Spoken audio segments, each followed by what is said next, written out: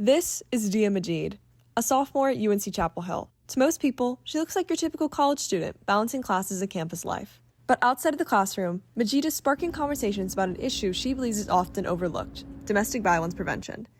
This interest started when she volunteered at her local domestic violence shelter in Hickory, North Carolina during high school, where she learned how big of an issue domestic violence was and still is. Prevention is needed now more than ever.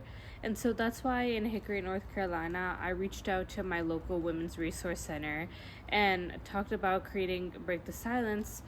From this, Break the Silence was born in Hickory, North Carolina, a discussion-based organization that encouraged conversations between others surrounding intimate partner violence. Majid says that this organization hosts teach-ins and workshops that create a safe space for victims. Promote exchanges of ideas and to promote an equality between the presenters and those who are being presented the materials with. When Majid came to campus, she noticed a lack of preventative organizations for domestic violence in Chapel Hill. Carolyn Belk, a student and friend of Majid's, also noticed this and its prevalence. And so we need there to be a voice, we need an organization, we need some kind of support for people who feel like they're alone in this. Because we have 500 organizations and not one of them was for violence victims. This past January, Majid brought the organization to the Campus Y, one of the largest advocacy and public service student organizations at UNC Chapel Hill. They were officially organized as a committee member for the Campus Y. When we were doing the research, there were genuinely no violence organizations on campus because the motto was, we don't want to bring up something that's so heavy, but that's just not the way that we saw it.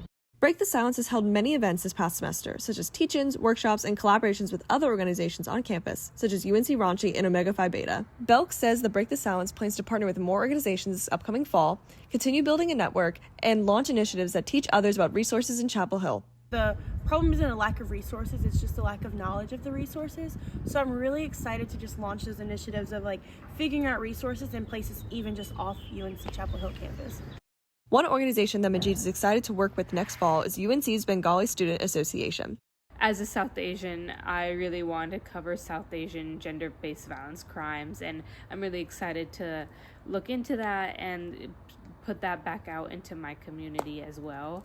To continue their outreach, Break the Silence plans to start their own podcast to continue the conversation surrounding domestic violence prevention and to expand their content to a wider audience. So whenever we take on a different topic, I want to create a podcast form to reach more people about it.